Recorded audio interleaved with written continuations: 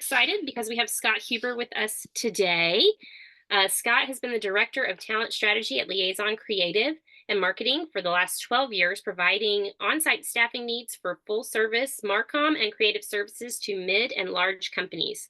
Before Liaison, Scott worked at Dell Consulting for National Geographic School Publishing and hiring and leading creative teams in the educational publishing field. Thanks for joining us today, Scott. Hey, thank you for having me. Good morning, everyone. Well, thank you, Job Seekers Network, as well, for allowing us the time today and for all that you do in the community. Do you still do the donut thing where people get a job and you do donuts? Absolutely. Okay, so you support the bakery community as well, which That's right. yeah. So yeah, what we'll do today is we'll share some insights from the recruiting, talent strategy, HR point of view. Specifically, we'll be covering two areas. One is what employers are seeking, and that's from Ashley and my humble point of view. And then we'll jump into some interviewing tips. I see this as interactive, so please ask questions. Madeline, I know you'll be looking at the chat. Ashley on my team will be looking for facial expressions. Speaking of Ashley, I'd like to introduce Ashley. She's part of the talent strategy team at Liaison. Ashley and I basically do intake with clients who have a need for a job. We write a job description. We do the posting, the screening, the interviewing, the reference checks, the offer letter, the whole ball of wax from beginning to end. So we're very versed at what's happening. Most of the clients we work with are mid-sized, but some of them are really large companies like Dell, AMD, PricewaterhouseCoopers, NXP Semiconductor, National Instruments. So that's our world. Ashley, you want to talk about Liaison, just like super briefly, give a little brief pitch about that?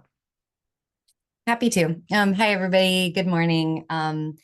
Pleased to be here. So a little bit about us, and I think in the greater context of this discussion is we're a little bit different in the way that we approach recruiting or talent strategy, in the sense that we're more of a boutique agency. So a lot of the jobs that you are most likely applying for are with larger organizations that are using ATS systems, right? To filter through those large amount of resumes that they're receiving. They identify keywords and then pass it along to human eyeballs to take a look at. For us, we take a look at every single application we receive. We review those manually. We don't have any robots on our team helping us out. And so all that to say that the tips and the pointers that we'll provide today are based off of our perspective, obviously. But there are great resources out there too, in order to provide the most holistic job search and chance forward. We would recommend you look into ATS systems, and there's some great tools online as well where you can take a look at your resume and how it stacks up against those kind of systems for a particular job. So definitely look into those resources. Awesome. Thank you, Ashley. Sometimes Ashley does talk like a robot, and I have to pop her for that. Just kidding. So what we're going to share with you today is really what I would call the cumulative nature of your quest, right? There's not going to be one magic bullet or single secret here. It's really about what that potential employer is experiencing when interacting with you. And that just might give you the competitive edge, right? And so everything you're going to hear today is probably stuff like, yeah, Scott, that sounds so obvious. And it does. But you would be surprised on what Ashley and I experience every day. And we're like, wow, wow. So there's four areas that I want to cover first. And we'll unpack these. I'll mention them, but then we'll just unpack them. First and foremost, what employers are seeking is sort of like, how are you a fit, right? What are the skills that you have? And what is the connection to the role? And what is your ability to assimilate into a new market, vertical, or role, right? Because there's people that are doing a lot of pivoting these days with their jobs. So that's number one, transferability and assimilation. Number two is engagement. Employers are looking for engagement. Ashley and I are looking for engagement. We know that job seeking is painful, it's exhausting, it's demoralizing, and we don't expect people to come in rah, rah, rah all the time. But we really want people who are genuinely interested in the role and not just playing a numbers game. And that stuff will show up. It'll be very evident. And part of that engagement also is doing your homework. The third item is attention to detail and follow up. Again, another sort of no-brainer area, but it could be something that ultimately gets your resume at the top of the pile versus someone else. It's simple things like following directions, clean email, consistent formatting. We're not expecting people to be designers, but it's the consistency of your overall presentation, right? From that first email to your resume to the interview, all that kind of stuff. That's the third item. The fourth item would be professionalism, right? It's not being too casual during the interview. It's presenting yourself in the right balance to show your personality. It's keeping the employer's needs aligned. And then it's timely responses. And we'll go through those in just a second. So all of these items, really, these four items make up your personal brand. It's what someone is going to experience working with you. And the way Ashley and I look at this is like, if your emails aren't timely or they're sloppy and they have lots of misspelled words, I'm the worst speller in the world, so I give a lot of people benefit of the doubt. It's the cumulative experience that if we have with you, chances are that's what our employer is going to have with you. So let's look at these four items just in a little bit more detail. So transferability of skills. The number one tip that I can give every job seeker is on your resume is that top part where it says summary or objective is to be as targeted as possible to the job that you're applying for. What Ashley and I see like 95% of the time, and we have to go into Zen mode when we read this because every time we see it, it's like, I have a proven track record and I'm really enthusiastic. I want to be part of this team. And there's no connecting of the dots on the top of the resume, right? And so what we say is go for it. Get the facts up front, connect the dots. Do not make anyone guess how you're a fit for that job. And maybe you only fit a few of the things for that job, but be bold, list those right up front on the summary. As far as objectives go, I mean, I know your objective is to get a job that gives you a paycheck and benefits and it challenges you so you can learn and grow. We know what your objective is. That's every job seeker's objective. What we're looking for are those nuggets that get our attention to go, oh, wow. First, they read the job description, and two, they made an effort to connect their skills and experience to the job. Because a lot of people just will apply hoping we make the connection for them. And that's really going to be a challenge because we don't have that time to be so investigative that we have to connect every dot for you. So make those connections up front. The second thing on our resume, which you probably already know, is make it more action-oriented, not job description. So if I get a project manager applying for a job and the project manager tells me that they were responsible for making sure projects were on time and on budget, meeting ROI, I'm like, okay, that's great. That's what a project manager does. If you were to use language that was more aligned, like you managed 4 consecutive $1 million projects using Microsoft Project that had 30 to 40 handoff points, and that you delivered projects within 30 to 60 days.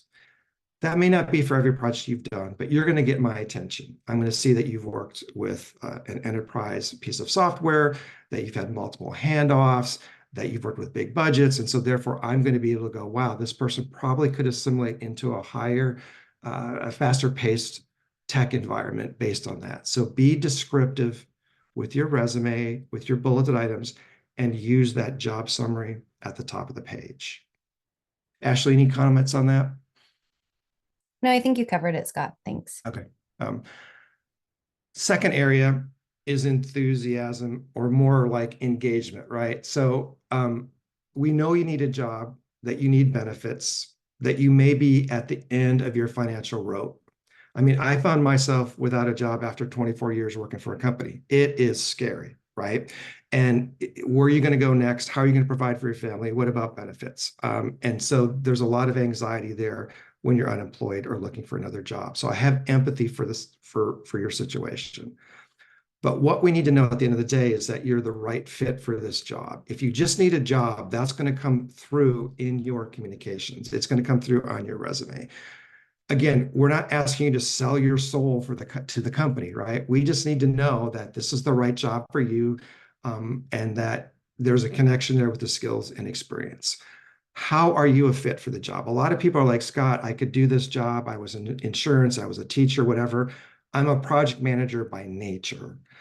That's great. Pull out some of those things that you've done as a project manager in those other verticals, other industries, and transition those into the world that we're looking for. We're not going to have an exact one-to-one correlation, but that kind of engagement showing us how you could be a fit and being enthused about that is really super important. And I know it can be super demoralizing applying for job after job after job. And if you keep, exuding enthusiasm, you're going to just burn yourself out, right? So I'm not asking, again, for you to go over the top, but just show that there's a connection there and show that there's engagement. And we'll talk about that in emails in just a second. So we don't expect you to be online 24/7. So when it comes to engagement, Ash and I will have people apply through LinkedIn, through Indeed, and we'll ping you through LinkedIn and Indeed first because that's where you first connected with us, or through our website where you provided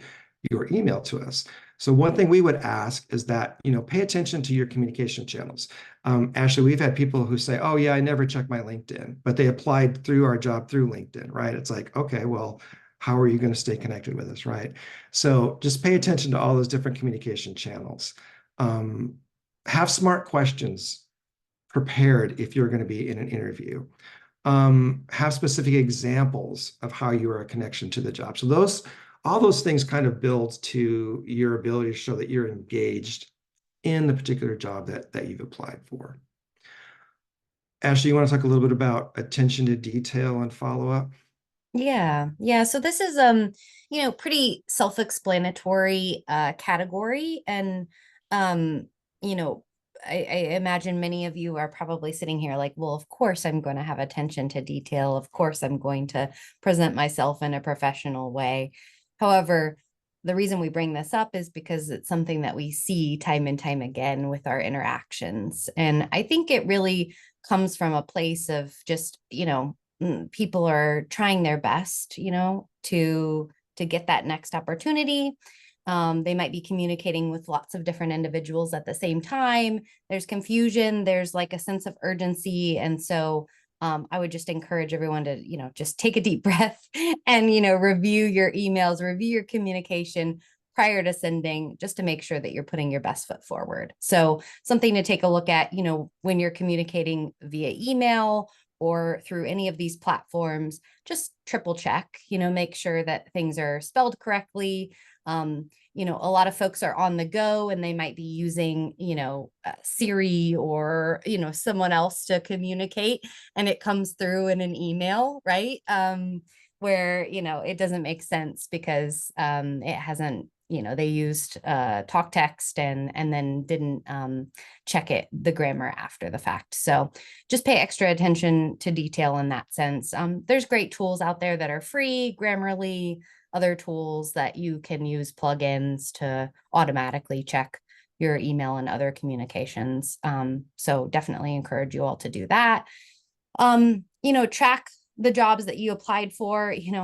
Oftentimes we might get email communication or other communication where someone is referencing a different job or has a templated outreach email, right? And that templated, they forgot to change the company in the template, right? And so a little attention to detail, things like that. Again, just take a moment, do a triple check before you're sending that, because that's your first impression and you want to make the best impression possible. Another thing to keep track of is references. So a lot of companies are going to ask for references. We're one of those companies as well. I would have your references queued up ahead of time and make sure that you reach out to those references. A lot of times we'll get folks who send us references, but they haven't talked to these people in maybe 10 years. And these folks might not be expecting a reference request, right? So it's a good idea to just make sure that you have communicated with them, hey, there might be something coming your way. If you could respond, relatively quickly on my behalf, that would be wonderful. When it comes to professionalism, I think Austin, our area in particular, we're a little bit more laid back. We're not going to be, suit and tie, button up shirt every day, but as long as you look, professional, whether it be an in-person interview or a video interview. One of the things to keep in mind too, which I think Scott touched on briefly, is your background. So if it's a virtual interview, you want it to be free of distractions. You don't want to be necessarily in a busy place, like a busy coffee shop where there's going to be loud noises and sounds going on in the background that are going to distract you and distract that interviewer from being able to really gather the information they need in order to make the best decision possible.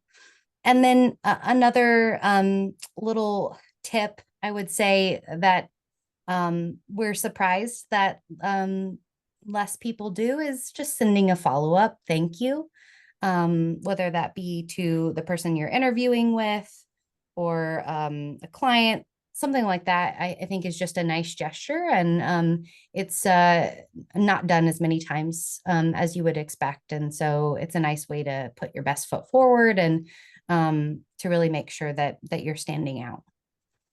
And Scott, I think you were going to chat a little bit more about interviews.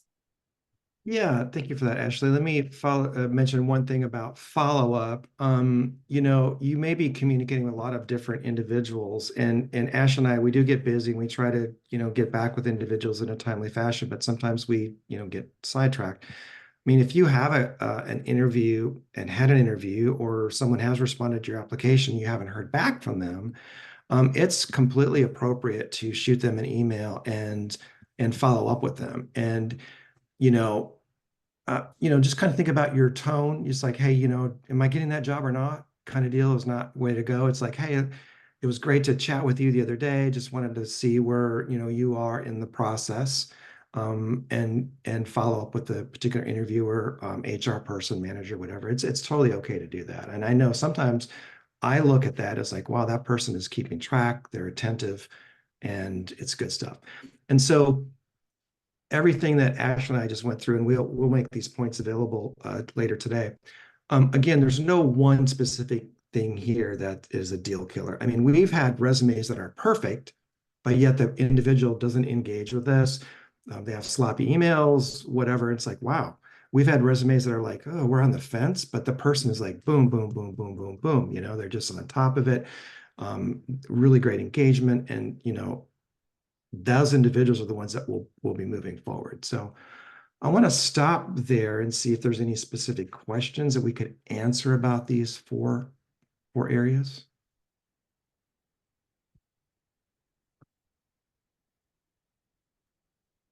You can just unmute and ask your questions, or you can drop them in the chat and I can ask for you. Either way.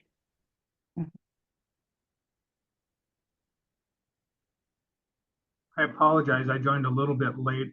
Can you just summarize the 4 points? Yeah, for sure. Yep. One of them is, how can you show your transferability or assimilation of your skills to the role that's being published? So for instance, a job posting is just a cry for help from an employer. We don't have anyone doing the job. We don't have enough people doing the job, or the person doing the job isn't really doing the job. And so your job is to use the top part of your resume, that summary, to connect the dots, bulleted items, narrative, however you want to do it. How do you specifically meet the job requirements? Saying you're enthused, that you've wanted this job since you were a kid, and that you have a proven track record, are not going to get my attention. Those are just all generic babble, right? What we need to see is like, you're asking for whatever Salesforce, that, you are the administrator for Salesforce for an enterprise organization managing the admin rights, right? And maybe you don't have all the skills and experience, but put a couple of them there to get our attention. Resumes, it's like a movie trailer. That summary is a movie trailer. You got my attention about your movie. I'm confused about your movie, or I don't know about your movie, right? So be targeted. So that's number one. Two is engagement, being interested in the job, doing your homework. Three is attention to detail, follow-up, clean emails, consistent formatting, presentation, all that kind of stuff. And then four is really sort of your professional presentation, showing up, how you show up in an interview. I don't care what color shirt you have in an interview. I just don't need you to show up in a Keep Austin Weird t-shirt, right? I mean, I know Austin's weird and we want to keep it weird, but maybe not in the interview, right? So that attention to detail and professionalism are number 3 and 4. Thank you very much. Yep. Yeah, good. Any other questions? I'm just not finding, on the list that all these organizations have been kind to put together, I'm not finding any active recruiters around sales, to be honest. Like, I seem to find sales roles, and I don't know. I just wonder where the recruiters are or how to find them, to be honest, around sales or account management, customer success. And I am tech. Uh-huh. Yeah, I'm not sure I have an answer for that because I'm really focused on the marketing side, marketing communications and type stuff. And so, there's different groups out there that you can go to that are sort of temporary contract, like Aquint, Ronstadt, Robert Half. If you have sales experience, sometimes if you get connected with those groups, indicate that you're, an active job seeker, they'll put you on a list. I'm sure many people in the audience here know of those different groups. But as far as finding a targeted recruiter, so what Ashley and I do is we're not headhunters. People don't come to us, applicants don't come to us and we find them a job. Clients come to us, we do a job description, and then we do passive recruiting. We look for people who haven't applied or we process people who have applied. So I'm not sure that I could answer your question. I don't know if anyone else has any answers for that. So Well, I'll just chime in, Scott. I think yeah. if you are searching, or if you want to be searchable to recruiters, I would say, making sure that your LinkedIn, your Indeed are up to date and have the right keywords. So, I mean, there could be a whole other call on how to like update your LinkedIn and make sure that you have keywords necessary. LinkedIn just rolled out new AI recruiting features where you can essentially, recruiters can type in like you would, ChatGPT or another AI platform, looking for a sales professional with, 3 to 5 years of experience in Austin, Texas, who has worked with Salesforce. And if you have those keywords in your LinkedIn profile, it will populate your profile as one of those search functions. And so making sure that you have the necessary keywords for the type of job you're looking for. And then also that your profile reflects the type of opportunity that you're looking for. So, as we see a lot of times folks haven't updated their LinkedIn profile in a while. And so it might not be reflective of the job that they want, but instead it's reflective of the job that they have had in the past. So just taking a fresh look at that and making sure that that you're presenting the best foot forward, recruiters will be able to find you that way. Thank you, guys. Drew, it looks Hi, like this you is Bart. hand up. Hi, Drew. Yeah. Good morning. Thank you so much. I was wondering, so, we're talking about that top part of your resume and just making sure that, basically what you're saying there directly correlates to that you meet the requirements for the role.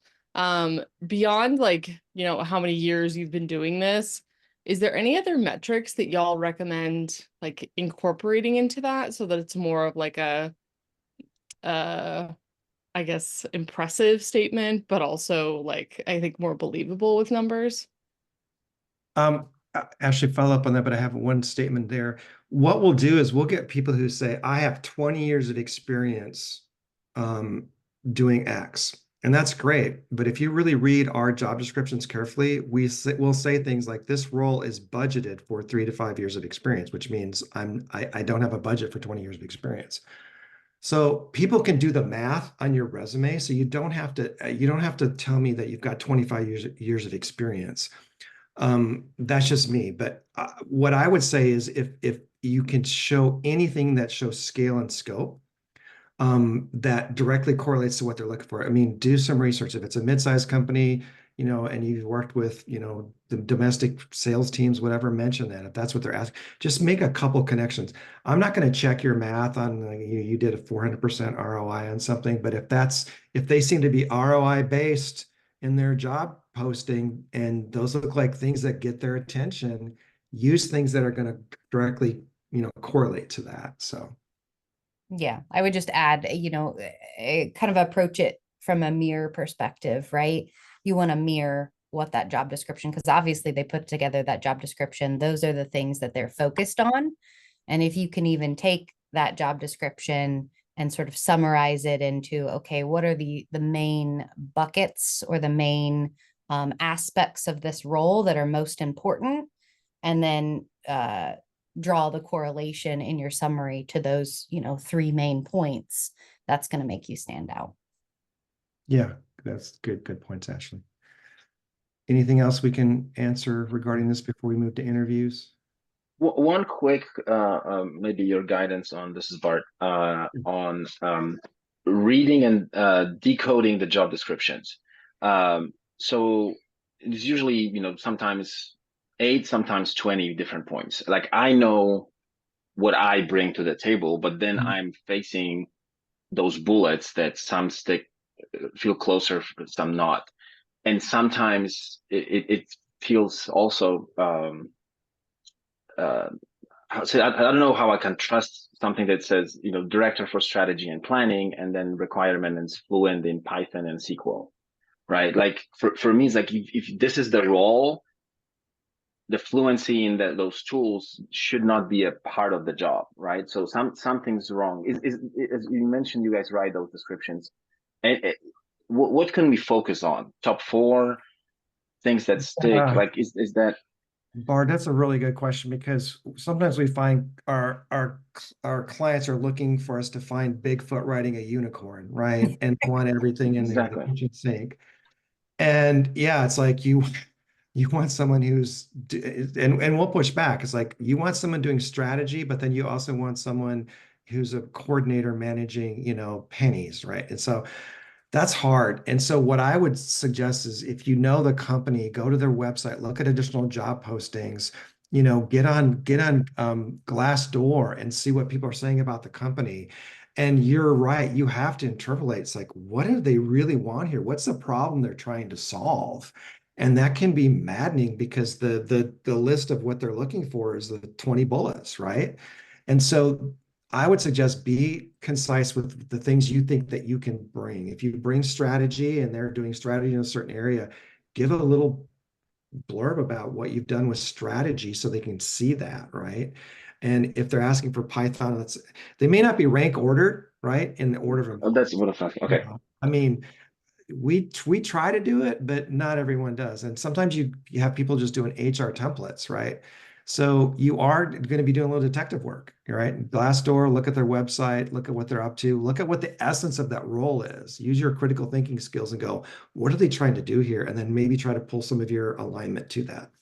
Yeah. So to the just quickly follow up, because I'm not to just sound awful, but like I'm that unicorn, right? So like I was at Dell in the roles that was anything, and I'm just going to go extreme: event coordinator, business analysis, budget planning, change management, process improvement, strategy. So once in a while I see those postings, but like how do they really mean that, or they really only care for one of the portion? Because other than that, like I'm it, right? Like you looking for MacGyver for your company, right? There's a couple of us out there, but it feels like a no-brainer from where I'm sitting. But like I don't think I'm conveying that message accurately if I'm applying to those.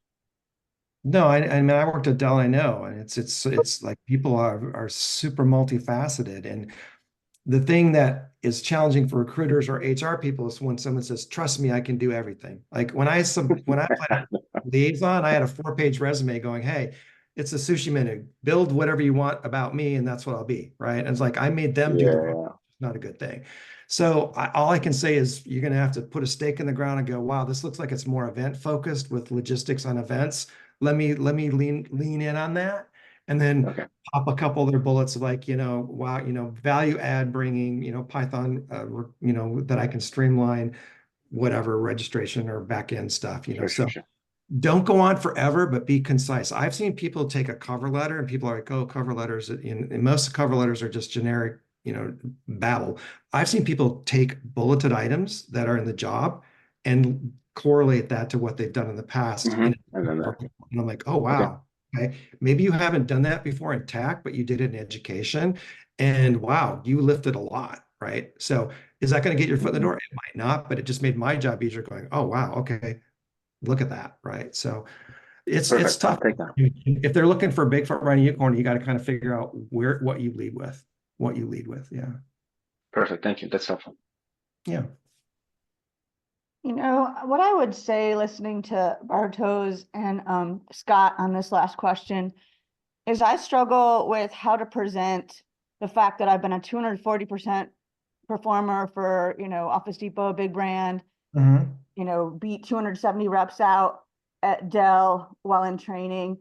I feel like I am a very humble and helpful person, but in that interview, it's hard, right? Because in this last job, I just got referred by someone that worked with me, thank gosh, because he knows I did that. Right. But like, how do you come across humble when you have numbers like that? I mean, obviously, if I was perfect, I wouldn't be seeking for work, right? But I don't know. I just wonder from a recruiter when you're going into the interview, how to say those numbers humbly.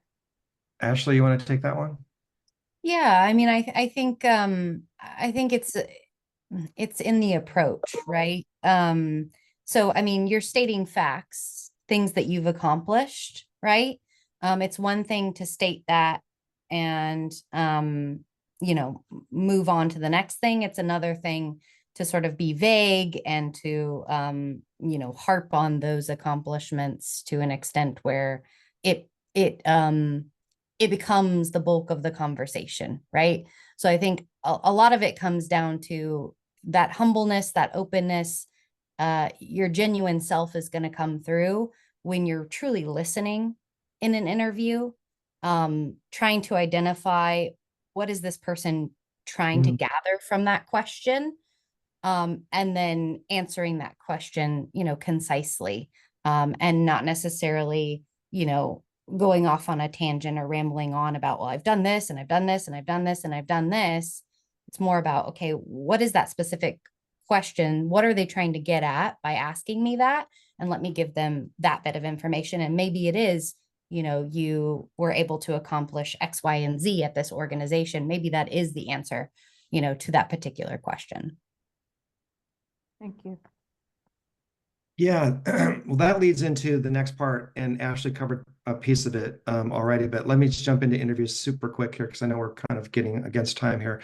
So interviews, so we know interviews can make people nervous, and being nervous is good because that means you care. I don't mind if you're nervous, and I'm not expecting anyone to be perfect. If you're nervous because you didn't prepare, that's a whole different thing, right? But being nervous is a good thing, right? Think of it as a get to know you conversation, right? And I know there's some interviews out there where they're using really crazy questions. How many ping pong balls fit into a jumbo jetliner kind of deal, right? Figuring out how quickly you can think on your feet. That's not necessarily our style, but just be relaxed and it's a conversation.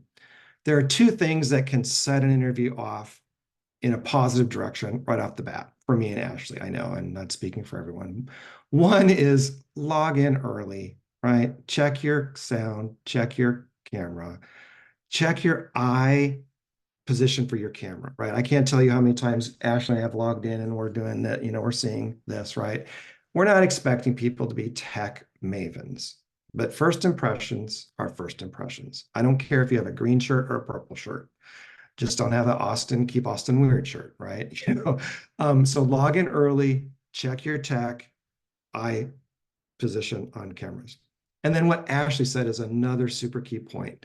Listen, what is it that the interviewer wants to know about you? As humans, we want to fill in the gaps quickly, right? We want to fill in dead space. Let them reveal their hand. Let them ask questions. Maybe they're wanting to know more about soft skills, hard skills. Maybe it's bouncing back and forth and you're not really clear on what it is that's important to them, right? ask them after a while. It's like, what's really important for you to have in this position? You know, from an ROI standpoint, from sales, what's the biggest thing you want to know about someone in a sales position, or what's the biggest accomplishments you would like them to achieve, right? So really put your listening ears on, and that can be hard sometimes, right? Another tip is be concise with your answers. Ashley and I do a lot of joint team interviews, and we'll have people who just won't stop. They won't stop. And it's really awkward to break in with them. So be concise with your answer. And then ask the interviewer, it's like, would you like me to expand on that?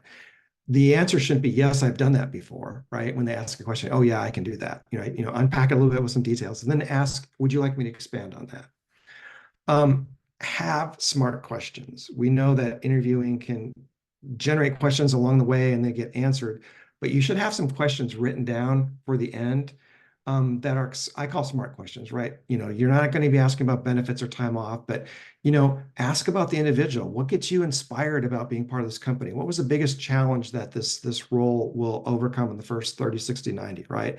Have those written down. Because you may forget them, and they may be answered during the duration of your interview, which is okay. I'm not a big person well, I should back up here. If you're taking notes while I'm talking, I don't know if you're really listening, right? So yes, it's okay to take a few notes, but I've had people who are trying to transcribe our conversation, and that feels really distracting, right? So, but have questions written down so you can ask those at the end. So those are some quick interview tips. If anyone has questions about that.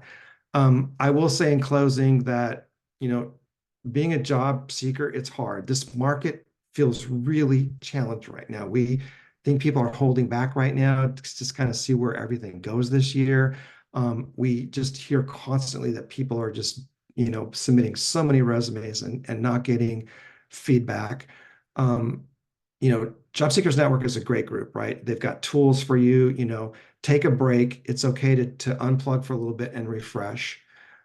You all know about networking, network as much as you can. I think as Shannon mentioned, part of getting your foot in the door is going to be because you know somebody who's vouching for you as opposed to applying cold, right? So Ashley's point really is good because recruiters now have advanced tools. We can find people who haven't applied for jobs, but they're interested in jobs. So keep your profiles up to date. We've heard that some people are getting sort of not spammed, but just like there's a lot of fake jobs out there. So Ashley, I try to indicate when we communicate with someone, this is a real live job, Liaison is filling this. So we know there's a lot of challenges out there as a job seeker. Just give yourself permission to unplug and refresh. And hopefully that, will help you, and these tips will help as well. So.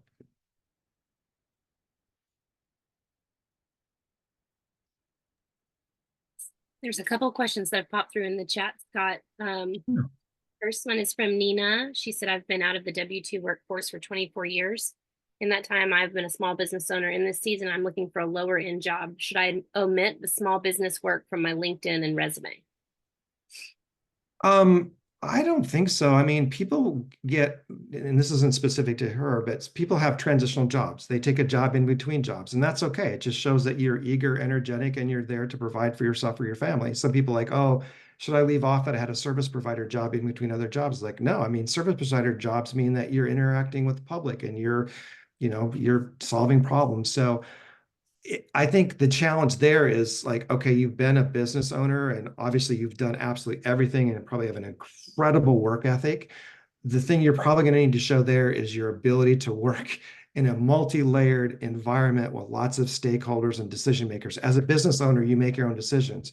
You get into a corporate environment and there's 17 layers to get an answer on something. So I think some of the challenges, if someone coming in from being a business owner is like, why does this make sense for you right now? If you're saying, I just want to unplug and not want to think, the employer doesn't want to hear that. They want to know, it's like, oh, I really want to be part of your organization because I like, the brand that you're doing. And I really want to focus on the project coordination aspect, which I haven't been able to do fully as a business owner. And I really want to start targeting that. And I can bring these skills in this area. Awesome. The next question was from Drew. What are your thoughts on saying, I'm going to take notes just in case you see me looking down? Oh, that's Yeah, okay.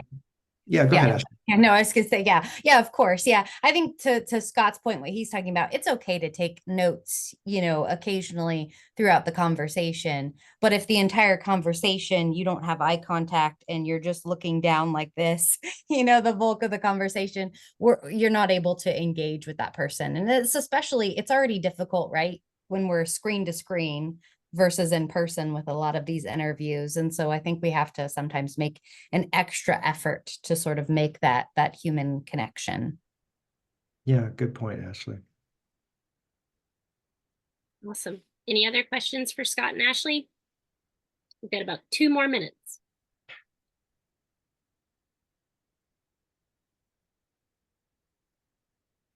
I have a quick question. If you're looking for like a mid-sized company, what's the best way to kind of target those in the Austin area? Do you know of a good way, like a listing or things to take a look at more mid-size instead of like the, Dells and whatnot? Yeah, it might cost a little bit of money, but there's a publication out there called Austin Business Journal. And they have a book of lists, and they list everything in Austin, the top 100 real estate companies, top 100, architectural, whatever, and it shows revenue and things like that. And you may be able to get that free by just looking up things, but that's a really good place to look. Austin Business Journal. Yeah. Yeah, it looks like Madeline said it's available at the library too, so that's great. Oh, wow. Yeah. Yeah, Awesome, and thanks. they support like best places to work as well. And they'll do, do a release of by category, right? So you could look at that as well and see things. I think like LinkedIn and Glassdoor and Indeed, they have those search parameters as well, where you can filter by size of company, so like number of employees. So you could target your search that way as well. Yeah, good question. Well, we're very appreciative of the time. We know that a lot of you out there are very incredibly talented individuals, and it's a challenged market right now. So keep on keeping on. I know it's hard when people aren't connecting with you. I will tell you from a recruiter HR perspective, it's we do care, we do understand. Sometimes we're overwhelmed. Sometimes there's lots of things in front of us that don't allow us to have connections with individuals. I'm not making excuses for companies that don't respond or react to you, but it's a two-way street. And so just know that people aren't trying to be mean or disrespectful, and just make connections, network, and that door will open. Awesome. Thank y'all so much for being here Yeah. today. We so appreciate it. And one more quick thing before y'all go. What are some of your hot jobs you're recruiting for right now? Maybe we know somebody, or maybe we have somebody in our group today who can help fill that role. Go ahead, Ashley. Oh yeah. Yeah, so we have a few jobs.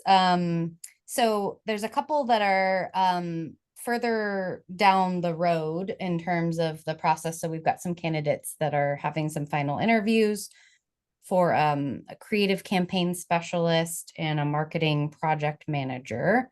We have a graphic designer role that recently launched. That role is heavily focused on someone who has experience with event booth design or experiential design for like conferences.